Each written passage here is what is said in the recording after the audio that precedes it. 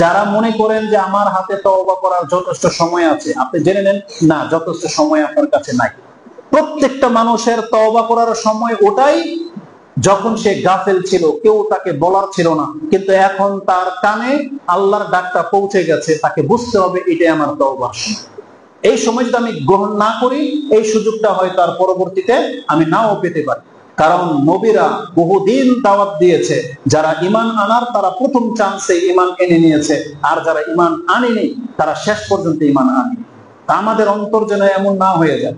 তা আমি আমার মূল বিষয়টা যেটা আপনাকে বোঝাতে চেয়েছি, শুরুতে চলে আসি, যে মুখে ঈমান দাবি করলেই এটা নাজাতের জন্য যথেষ্ট না। আপনাকে সেটা আমল দিয়ে প্রকাশ করতে হবে, আর আমল করতে হবে সময়ে থাকতে। ওইটা বলতে গিয়ে কিন্তু এই পর্যন্ত চলে আসছে। এবার আসুন, আমি আমার দাবি যেটা করেছি এটার পক্ষে কিছু দলিল আপনাকে দিই। প্রথমত, আমাদের সালাফ যারা, মানে আমাদের পূর্বের জ্ঞানী, বড় বড় জ্ঞানী যারা ছিলেন, যেমন হাসান আল বসরি, তারপরে হচ্ছে আলকামা, তারপরে হচ্ছে আপনার তারও আগে হাদিসের ইমামগণ, ইমাম বুখারী, মুসলিম, আবু দাউদ, তিরমিজি, তারও আগে চারো ইমাম, ইমাম শাফি রাহিমাহুল্লাহ, তার আগে প্রথম ছিলেন ইমাম আবু হানিফা রাহিমাহুল্লাহ, তারপরে ইমাম শাফি, তারপরে ইমাম মালিক, ইমাম আহমদ বিন হাম্বল, তার আগে সাহাবায়ে কেরাম, যত সালাফরা আমাদের কাছ থেকে বিদায় নিয়েছেন, তারা কোরআন হাদিস থেকে যা শিখেছেন আমাদেরকে সেটা বোঝানোর চেষ্টা করেছেন। এমন একটা উক্তি হাসান আল বসরি রাহিমাহুল্লাহ তিনি করতেন, তিনি বলতেন, লা ইয়াসিহুল কাউলু ইল্লা বিআমালিন ওয়া লা ইয়াসিহুল কাউলু ওয়া আমালুন ইল্লা বিন্নিয়া ওয়া লা ইয়াসিহুল কাউলু ওয়াল আমালু ওয়াল নিয়াতু ইল্লা বিসুন্নাহ। কথাটা কত গুরুত্বপূর্ণ এটা আপনি যখন অনুধাবন করবেন বুঝতে পারবেন। হাসান আল বসরি রাহিমাহুল্লাহ তিনি বলেন, কোন ব্যক্তির মুখের কথা যথেষ্ট হবে না, লা ইয়াসিহু, শুদ্ধই হবে না, ইল্লা বিআমাল, তার কর্মবিহীন। তার মানে একজন মুখে যদি বলে আমি মুসলিম, কিন্তু মুসলিমের ইসলামের কোনো কাজ করে না, ইসলামের প্রথম কাজ বলেন, একটা ব্যক্তি যখন বলবে লা ইলাহা ইল্লাল্লাহ, এটা বলল, মুসলিম হইল, এখন তার প্রথম কাজ কি? তার নামাজ। এখন যেই ব্যক্তি মুখে বলে আমি মুসলিম কিন্তু নামাজ পড়ে না, তাহলে হাসান আল বসরি আমরা কি বলতেছেন? লা ইয়াসিহুল কাউলু, এই যে মুখে যে বললো আমি মুসলিম, এটা শুদ্ধ হবে না। তার মানে এটা আল্লাহর কাছে সঠিক বলে গণ্যই হবে না যে আপনি মুখে বলছেন আপনি মুসলিম। একটা হিন্দু এসে আপনার মেয়েকে যদি বিয়ে করতে চায়, যদি বলে যে আমি মুসলিম, আপনি কি এতেই মেনে নেবেন, নাকি এটার কোনো ব্যাখ্যা, বিশ্লেষণ, প্রুফ, কোনো প্রমাণ চাইবেন, নাকি চান না? বলেন। একটা লোকে দাবি করতেছে যে আমি জমিটা বিক্রি করবো, জমিটা আমার, মেনে নেন সাথে সাথে? কেন মেনে নেন না? দলিল দেখাইতে হবে, প্রমাণ লাগবে, তাই না? তাহলে দুনিয়াবি ব্যাপারে যদি এটা ভালো বুঝেন, আল্লাহ সম্পর্কে আপনার কি ধারণা? আল্লাহকে আপনি ঠকিয়ে দিবেন? আল্লাহকে আপনি বলবেন যে আল্লাহ আমি ইমানদার, এটা বললে আল্লাহ মেনে নেবে? আল্লাহ যেটা মানবে না, এটার দলিল কোরআনে আছে, একটু পরে আমরা আসবো। তাহলে হাসান আল বসরি রাহিমাহুল্লাহ যে কথাটা বলেছেন যে লা ইয়াসিহুল কাউলু ইল্লা বিল আমাল, আমলবিহীন কথা শুদ্ধ হবে না।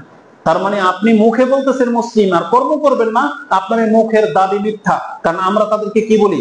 যার অন্তরে একটা, মুখে আর একটা, একে কি বলি? মুনাফিক। আপনি ভালো করেই বুঝেন। তাহলে মুনাফিকদের সম্পর্কে ভালো বোঝেন, আমি আর আপনি কি মুনাফিকের মতো হয়ে গেলাম কিনা এটা নিয়ে ভাবেন না কেন?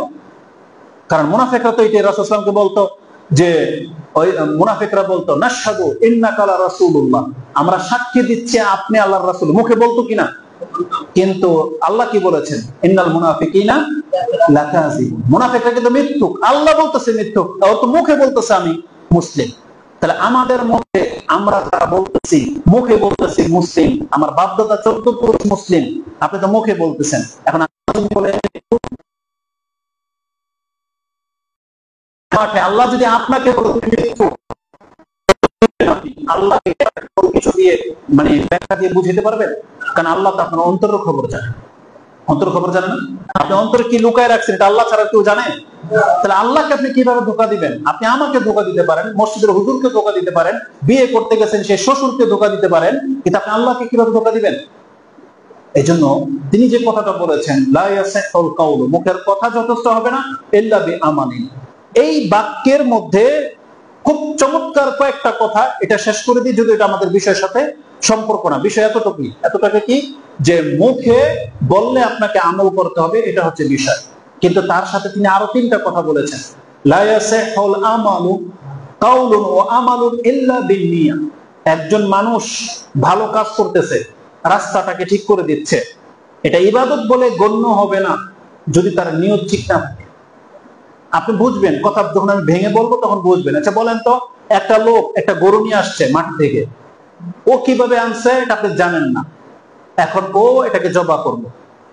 এখন এই জবাহাটা যদি হয় গোশত খাওয়ার নিয়তে, পার্টিকে খাওয়াবে, এটা কি কবুল হবে?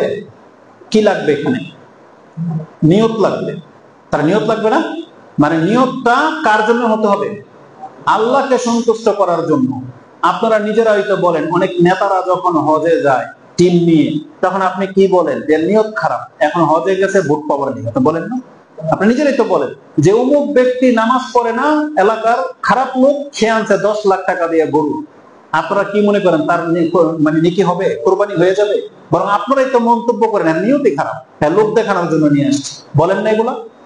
তার মানে কিছু জিনিস আছে আপনি নিজেও বুঝতে পারেন।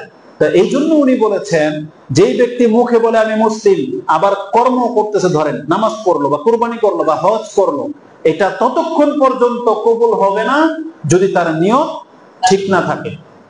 আবার ধরেন নিয়ত ঠিক, কিন্তু কবুল হবে না যদি এই কাজটা সুন্নাহ মোতাবেক না হয়। আচ্ছা ধরেন আপনি পানি নিয়ে আসলেন, আপনি মুসলিম, ওযু করবেন, আপনার নিয়ত ভালো, কি করবেন?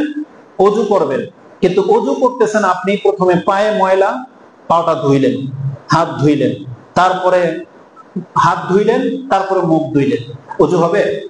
কেন হবে না? আপনি মুসলিম, পানি পবিত্র, নিয়ত ভালো, কিন্তু আপনি করলেন কিভাবে? সুন্নাহ মোতাবেক করেন নাই। এই জন্য তিনি বলতেছেন যে কোন ব্যক্তি শুধু মুখে বললেই যথেষ্ট হবে না, তাকে কর্ম করতে হবে, কর্ম করলেও যথেষ্ট হবে না, নিয়ত ঠিক থাকতে হবে, নিয়ত ঠিক থাকলেও যথেষ্ট হবে না যদি সেই আমলটা রাসূলের সুন্নাহ মোতাবেক না। কত গুরুত্বপূর্ণ কথা বলছে, আর এটাই হচ্ছে বাস্তব। কিন্তু আমাদের দেশের অধিকাংশ মুসলিমরা এগুলোর কোনো খুঁজই রাখে না। হয় তার নিয়তে ঠিক নাই, অথবা সে রাসূলুল্লাহ সাল্লাল্লাহু আলাইহি ওয়াসাল্লামের আদর্শের মূল্য কি জিনিস বোঝে না। আর এই কথাটার দলিল হাদিসের মধ্যে স্পষ্ট ভাবে আছে। বারা ইবনে আযিব তিনি বলতেছেন, তার খালু একটা বকরি জবাই করে ফেলেছিল ঈদের দিন, নামাজের আগে।